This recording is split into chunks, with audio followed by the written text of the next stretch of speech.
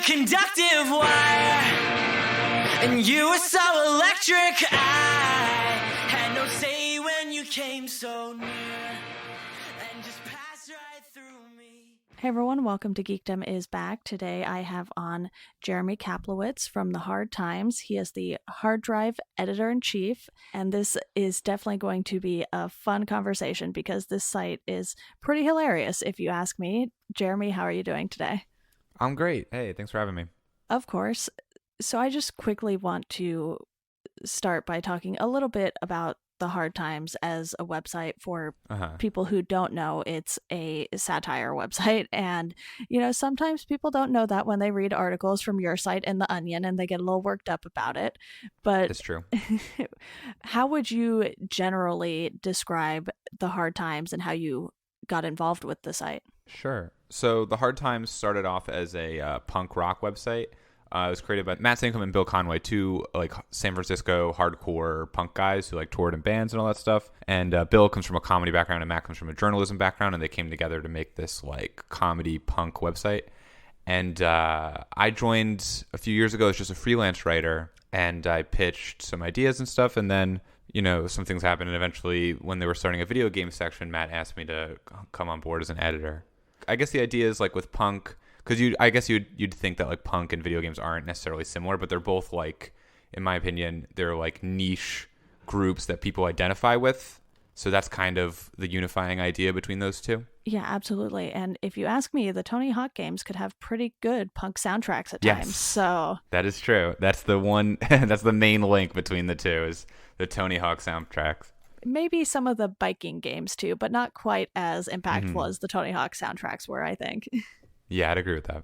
So since Hard Drive is relatively new for the site still, what is something that you're trying to do with that video games portion of the website?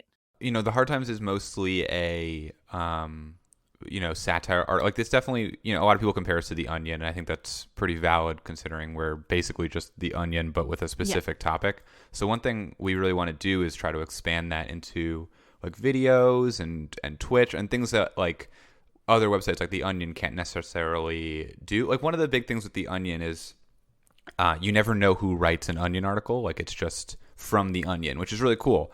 And one of the things that we want to do that's different is we're trying to do things like podcasts and Twitch streams, stuff like that, to sort of show people who's behind the Hard Times, just as a way to differentiate and also as a way to I think it's more connected to video games and music to know the people who are making what you're watching and enjoying. So that's why we're doing podcasts and stuff like that. Yeah, absolutely. And we'll definitely dive into the podcast network in a bit. But with Hard Drive specifically, there are so many different consoles, different types of video games. Yes. So are you sort of just overseeing the whole thing and trying to get as many writers with different perspectives as you can so it doesn't necessarily feel like, oh, you're only talking about PlayStation games like Spider-Man or something?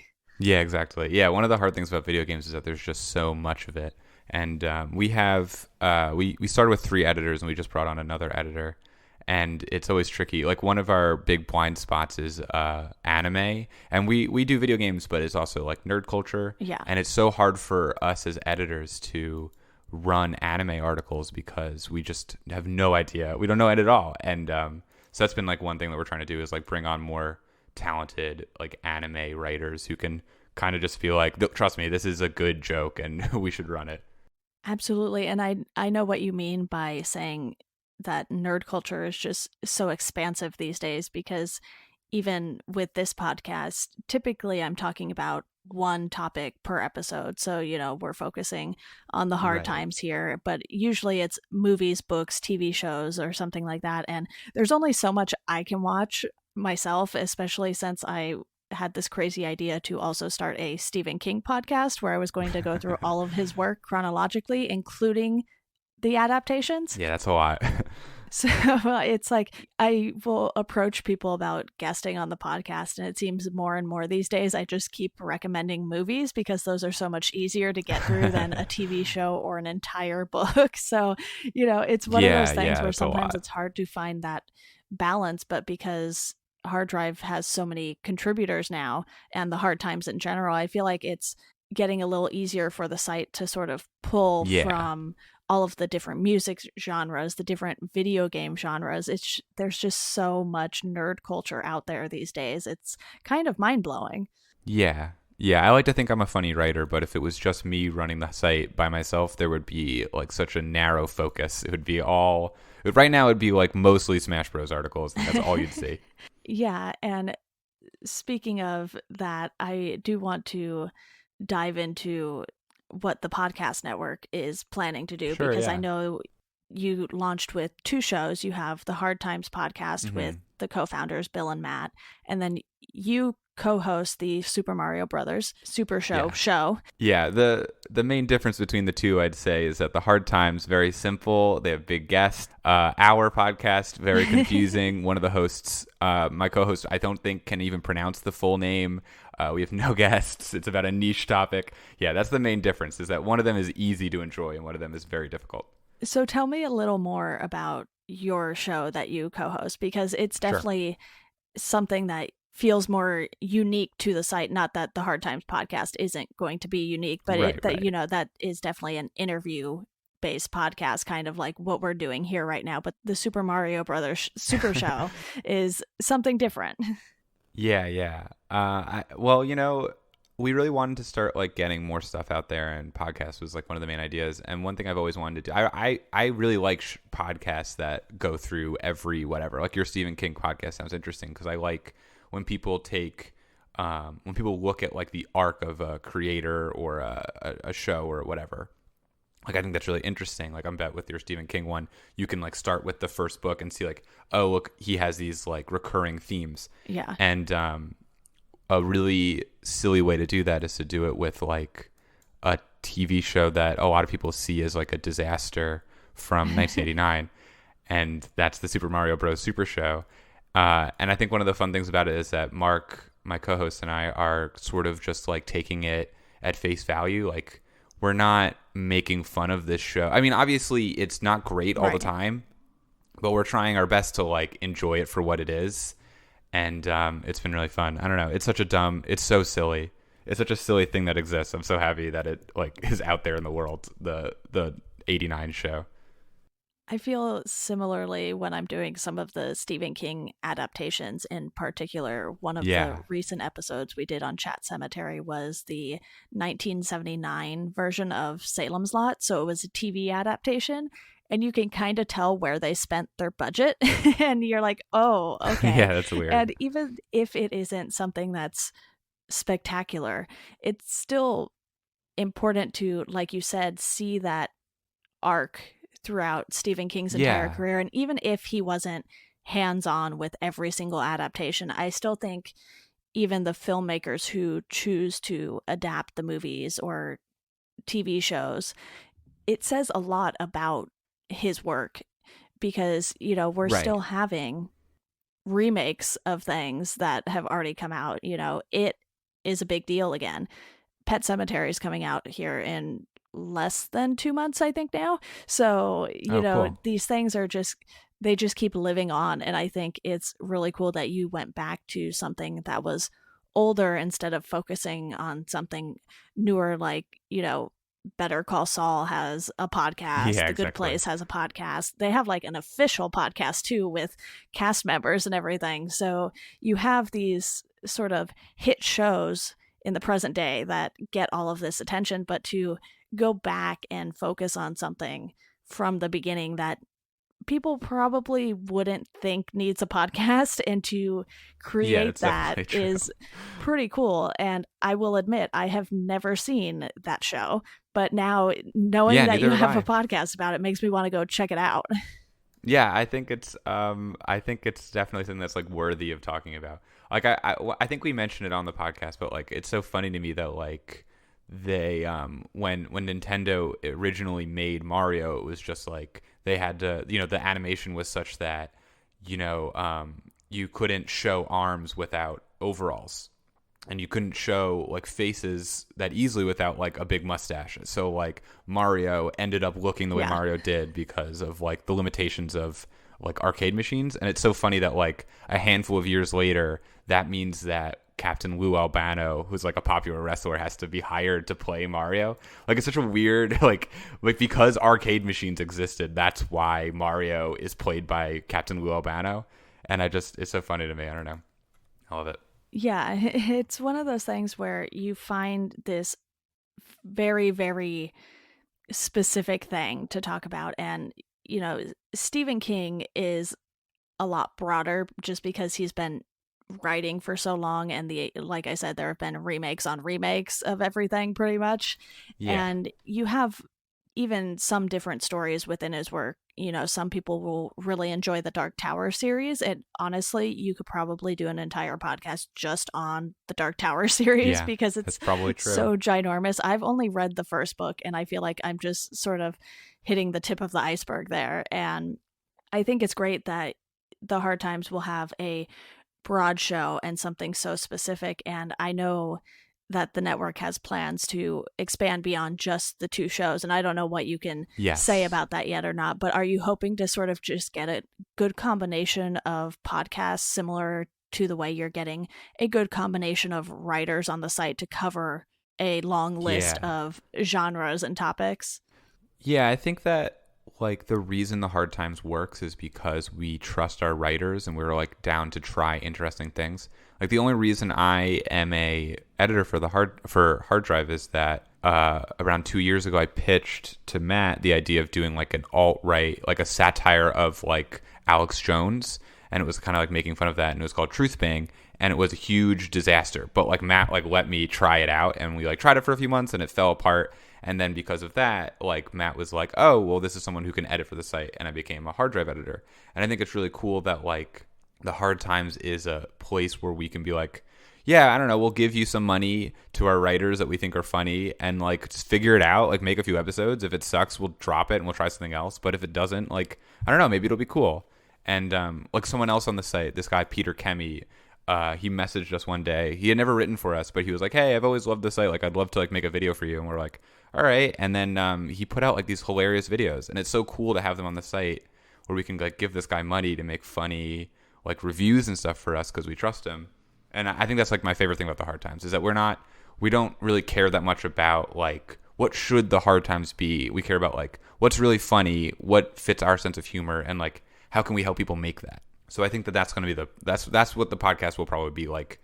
We'll take our funny writers and we'll say like, hey, are you really into an idea? Like, go for it and let's see what happens. One of the nice things about podcasts too, I would say more so than with writing, is you can sort of test them out internally, and you can record a few episodes of something, have some of the other contributors listen to it, or just friends in general, and see if it's something that flows well and meshes well with, between hosts and everything like that. Because when I was starting the Stephen King podcast, I made sure to bank a few episodes at least before launching, just so I was like, okay, I do want to do this. It's going to be a massive undertaking, but it's something I want to do. And obviously with the topic changing on this podcast every week, it's a little more free flowing, and it doesn't have to necessarily have the same exact structure every episode, because you're not going to talk about a movie the same way you talk about a TV show or a book or a comic book or anything like that. Right. So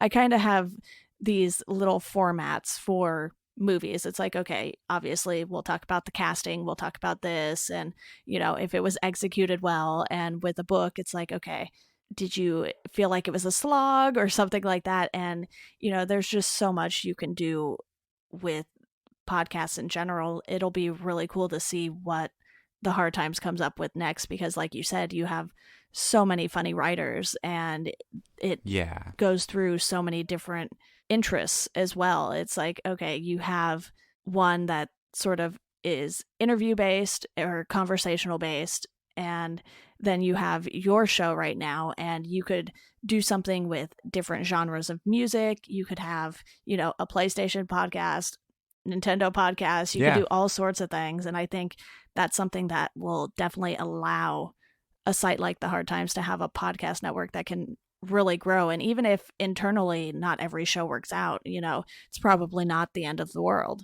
Yeah, I'm legitimately like excited to see like what people come up with, because a lot of those writers are, I think, some of the funniest people I know, and I think it's just cool to like it'll probably be a lot of stuff that I can't think of. Like that guy Peter I was mentioning, he did a Twitch stream for us a while back where he pretended to be Glenn Danzig and he played Mother, and like that's just something I could never even think of, and it's gonna be really cool to see like, if that guy comes up with a cool podcast that I wouldn't ever have done. Yeah, and the podcasts don't always necessarily need to be something like what Gimlet does and crafting these finely tuned stories and reporting and everything like that. Because, reporting on a satire website is not necessarily your first instinct. And I think Mm-hmm. sort of just being able to have fun with the medium is something that can really allow podcasts and podcast networks in general to shine. You don't need every single show to sort of follow the same technical details either. It's like, you could have one that's an hour long, you could have one that's 15 to 20 minutes long. Yeah, yeah, I agree. I feel like right now podcasts are in a place where there's so many of them that you can kind of have fun with it and do like weird stuff, and no one really cares. It's not like there's no like set standard to what a podcast is anymore. Yeah, just a quick little tangent here. Did you see that Spotify actually bought Gimlet and Anchor earlier today? Oh, really? No, that's cool. No, I didn't see that. Yeah, I'm a little conflicted on it just because it's like, okay, but how much does Spotify know about podcasts right now? I'm a little weary of it, but at the same time, to acquire a company that is as experienced as Gimlet, maybe they'll be able to build something amazing out of it. And I think, it is still important to have those sort of smaller podcast networks that exist somewhere in the middle, similar to how certain record labels like No Sleep Records, Rise Records, they sort of exist Hmm. in that middle space. They're making money to Yeah, make a living, but they're not, Capitol Records or anything like that. yeah, exactly. That's a good goal to have. Yeah. I think that's the Spotify's whole thing now, right? Aren't they trying to like move into podcasts in like a major way? Yeah, they've been slowly building things up. I know that through my day job of managing the Jabberjaw Media Podcast Network, part-time day job anyway, it's one of Uh those huh. things where, we have all of the shows on Spotify, and I don't know if the Hard Times has submitted there just yet, but Yeah, I think we're on there. the portal isn't exactly what you would hope it would be, because we can see all of the shows and all of the stats in one spot, but for the podcast hosts it's like you don't really want them seeing everyone else's statistics. So there's still some behind Yeah. the scenes work that I think they can focus on. And I know Spotify has been making deals with some big names to have Spotify exclusive podcasts. I believe Dissect was windowed to Spotify, or is only exclusively on Spotify now. They did that with some other podcast recently. Did Amy Schumer have a podcast Yes, on that was the Spotify? deal. Yeah. I've been hearing rumors that they paid her like at least $1 million or something to do a Oh, podcast. I wow. was like, where do I find that That's money? crazy. Yeah. Just a fraction of it. Yeah, even, a tenth of it. I would that would be grand. That would be more than a grand. I just feel like with podcasts, they're growing so rapidly right now too that it's almost the perfect time to really dive deep into them. And, obviously I don't know all of the plans that the Hard Times has for the network or anything just yet, but can you shed some light on what went into deciding to start the podcast network? I think, we wanted to. I mean, what I was saying before, like the idea that like we want to make it more clear who's behind the website. Like I don't love like how anonymous it all is. Like I think it would be cool if we could promote some of our writers in a more like open way. Like I'd love to like get some of these people like to be able to use the audience that the Hard Times has created and turn them onto like more personal projects. So I think that's part of why we want to do more podcasting stuff, and also just to like try out different things. Like I think that any website that does the same thing forever, like it gets old and people get bored of it. And I think it'll be fun to see like how the Hard Times can evolve. Absolutely. How is the Hard Times monetizing the podcast network right now? Well, we have a Patreon. We just started a Patreon right now. the Patreon gets you like ad-free episodes, and it's more website-based because I believe the idea is that like if you sign up for the Patreon, you can like be in a Hard Times photo. Okay. And I think that will probably evolve as we go on. But right now, they're not super monetized, the podcast. They just have like some ads, and that's about it. Yeah, and once the network gets going and you sort of see that increase in downloads, that ad money Right. can, end up being quite a bit. I've listened to some shows where, they might have 100,000 downloads, either an episode or even a month, and that's a good chunk of change to make. And for a site like the Hard Yeah. Times, that's something you can also probably reinvest into spending the time getting editors and creating these Right. other podcasts to expand the network. And it's one of those things where it is harder than people think. And I've been having this discussion surrounding Anchor recently, which I think is a great platform for people to get started on. But at the same time, I feel like because they host the podcasts for free, people aren't paying to really have that incentive to keep the podcast going. Because if you're putting Makes sense. your own money into it, it's like, well, do I want to keep paying 15 to 20 bucks a month for this podcast that I'm not actually going to do? Because you can move it to Anchor probably and just have it hosted for free if you still want those episodes to live on. But for me, it's sort of a motivation to just keep going. It's like, I'm paying for this and I enjoy it. So, even if there's a week here or there where I'm just not feeling it, it's like, this is why you bank episodes and sort of just keep yourself going. Yeah. With the Mario show, my friend, my co-host Mark and I think at some point we realized that like we're probably both going to watch this show every week and want Right. to talk about it. So we're gonna like we might as well just record it and put it on the internet. So I don't think we're worried about like I think if 0 people listen to it, we'll probably just keep doing it because like we're both gonna talk about it anyway. So at least we're not in any danger of stopping. Yeah, the only stopping point you have is when the show is over, pretty much. Oh yeah, but there's a ton of there's sequels, there's Yeah. spin-offs, there's so many, it's crazy. That's how I feel with the Stephen King podcast. I was like, I'm going to start this. Right. And then I plotted out the schedule and everything. And I was like, all right, this will take like 4 years. And by then Stephen King will have put out like 6 more books, so Yeah, he already announced one for later this year. And with Pet Cemetery coming there you out go. in a couple months, I was like, all right, I'm just going to keep adding to the list, apparently. And I know, Yeah, you'll never yeah, be done. I know it's one of those You things. live in your own Stephen King world. Yeah, it'll be a lengthy project, but I am more than happy to do it because I don't think I would have started it in the first place if I didn't intend on it. And I at least own, Right. I want to say like 98% of the books or something. There's only like 1 or 2 that I'm missing. So there you go. Yeah. I mean, yeah, I think that's what like if you're going to do podcasting in 2019, if you're going to like start a podcast, then you have to like really want to do it because it's too late to be like novelty. Everyone knows what podcasts are, so you have to like really be into it. Yeah, I think that's part of the reason why too, with some of the stats I've been seeing, it's like, oh, X% of podcasts weren't updated last month and another percentage weren't updated within the last year. And it's like, some shows end. I had a music podcast through Modern Vinyl. And after, I want to say it was around 108 episodes, I was like, I've been listening to so many podcasts and consuming so much media other than music that I just felt like I was not keeping up with music enough to co-host a music podcast. I was like, I'm not paying enough attention to this right now to do an entire podcast on it. So, that was before I had started the Stephen King one, but I still had this one. And I was like, yeah, I think being able to do things at my own pace and not feel like, it's a slog to get through these albums just because I feel like I should be listening to these albums and then talking about them because I used to keep track of every single album that I would listen to in a year. And I did that for, I want to say, 4 years, give or take.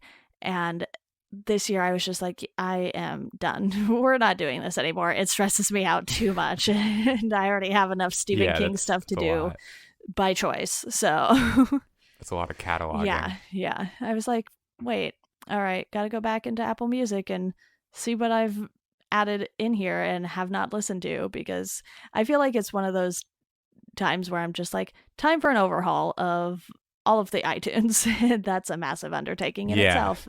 Could probably do a podcast on that. Yeah. Cleaning out On iTunes. cleaning up your iTunes. I had I had a lot of music on an old cell phone once, and it broke, and I lost like all my music, and I was like it was like a little refreshing because I kind of like wasn't listening to 90% of it, so it gave me it forced me to take care of my music catalog. Yeah, we've had some old hard drives and old laptops lying around the house lately, and I'm like, you know what? I don't really care what's on these anymore. I just don't. Yeah, exactly. Don't always need to keep everything, but I think with podcasts, you have such a wide range of what you can do with them. And even if, like you said, there aren't that many people listening to it, it really just depends on if you are enjoying what you're doing and you're motivated to do it. Because if you're just having a conversation with someone and doing minimal editing on it and then throwing it up on the internet, it's not too much extra work. But if you're going through and spending, a couple hours editing something just so it sounds a little better or whatever, you sort of quickly realize how much time adds up when you're doing that. And I've been editing a podcast for URM Academy. So they talk to a bunch of mixers and producers and stuff in the music industry.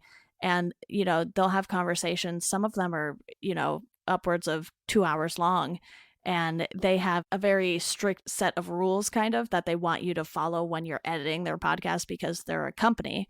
And, they want this Right. to sound good because you're talking to music producers and things like that. So, Yeah, it's there's gotta sort of be. this level of expectation. And it's one I'm totally fine with. I kind of enjoy the editing process most days, I would say, which is one of the nerdier aspects of podcasting. So for you, is Yeah. it the conversation that sort of tops it off for you, or is it sort of just everything as a whole?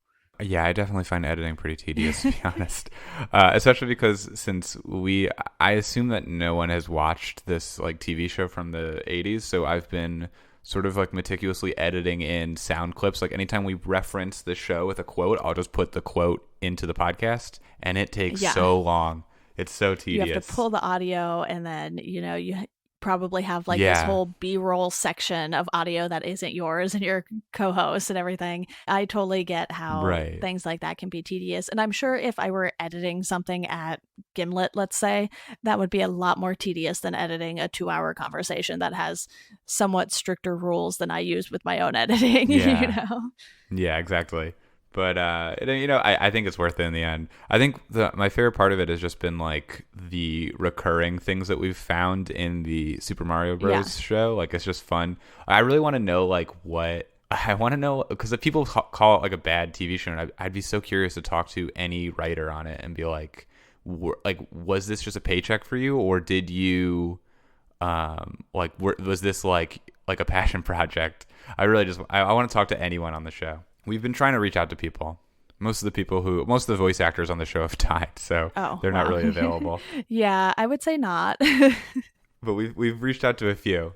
It's one of those things too where the hard times, because of the site building up such a following, you probably have some of these built-in connections that you can transfer to the podcasting world. And, maybe it'll be something that makes it a little easier to be like, okay, we know we can get these people from this industry on the podcast. Right. And I know with the Hard Times podcast, it has a lot of guest musicians and comics on. So that's certainly something that fits so well with the website. It's like, yeah, that makes sense. Yeah, the Hard Times, I think the podcast is going to have like a ton of musicians who are just fans of the Hard Times at first, which is pretty cool. Like I have no involvement with the Hard Times podcast, so it's just like it's fun to listen to. I'm just like listening to it as a fan, like, oh cool, they got the Minor Threat guy on, like that's awesome. It's really cool. For ours, the Mario one, it's going to be a little trickier because I don't personally know that many people involved with 1980s television. But I'm a comedian in New York City, so we can always get like a comedian to be on. Absolutely. And just with the number of writers you have and the connections they might have, and like you said, listening to the Hard Times podcast as a fan, even though you work for the website, that's something that's great to see within a podcast network, just everyone coming together and rooting for each other's shows. Because, if Yeah. anime isn't your specialty, but you end up having an anime show, that's something that could, be pretty educational for you, just as the editor in Yeah, that'd be chief for great. the video games and everything. Yeah. It's too big of a world to know it all. Yeah. That's why you have to trust your writers. Absolutely. And, like I said earlier, nerd culture is just so expansive. You have people who really, really love certain things like Harry Potter, Star Wars, Star Trek. And sometimes these people's knowledge of these topics is so vast and impressive that you can't help but want to listen to them almost regardless of how into those things you are. If Yeah. I've never been a huge Star Trek fan, but sometimes just hearing the way people talk about it, it's like, do I want to check that out? I might want to check it out, but I really shouldn't because I don't have time for that. Yeah, exactly. Yeah, there's a few podcasts I listen to about like movies and stuff where it has convinced me to get into certain movies because I like them talking about it. Yeah. So do you see yourself doing more than one podcast for the network in the future, or are you sort of just going to take it one at a time with this right now? I don't know. I mean, it definitely takes up a lot of time, so I'm not sure because I'm also like I work a full-time job and I edit for the site and I do my own comedy stuff.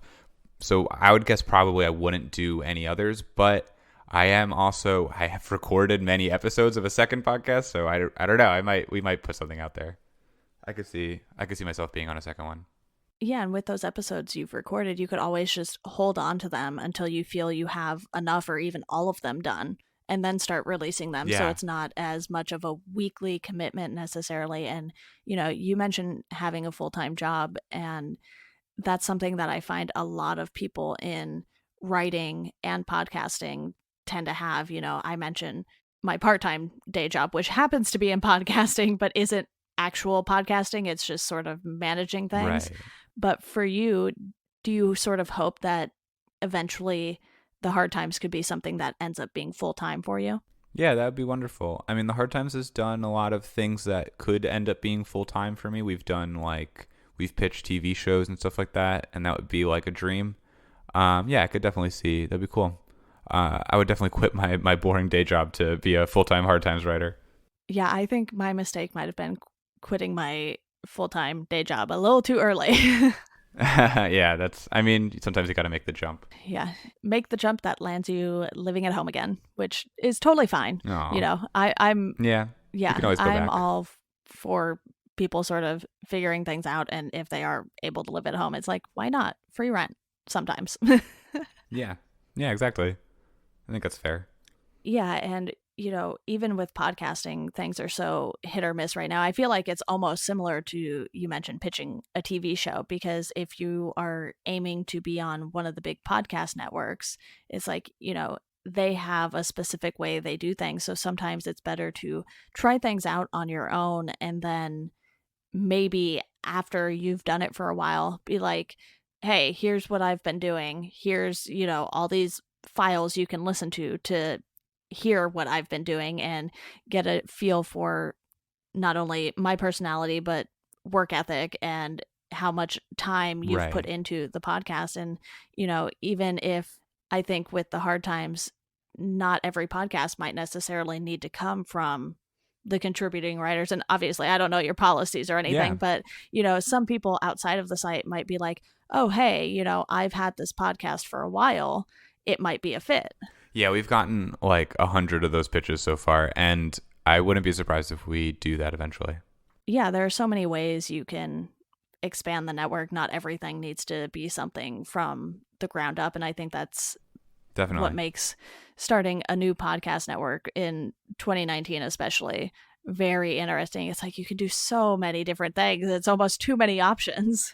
Yeah, it's gonna be interesting to see how the Hard Times does it. I mean, Matt is probably like running the podcast network more than I am, Right. but it's gonna be cool because like the Hard Times comes from such a DIY place, and like I'm excited to see how we try to like mess with the format of that. Yeah, absolutely. Well, Jeremy, do you have any final thoughts on podcasts in general here before we wrap up? I like listening to them, and it's definitely different to make them. That's all I got.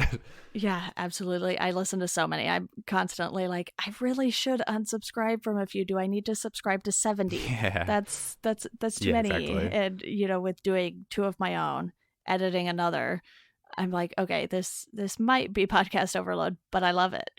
Yeah, I'm in the same boat. Well, Jeremy, it has been fantastic talking to you. Thank you so much for giving us some more insight into the Hard Times Podcast Network, and I definitely look forward to what you guys come up with next. Thanks for having me. I'm looking forward to it as well. And to our listeners, as always, thank you all for listening, and we hope you enjoy the rest of your day.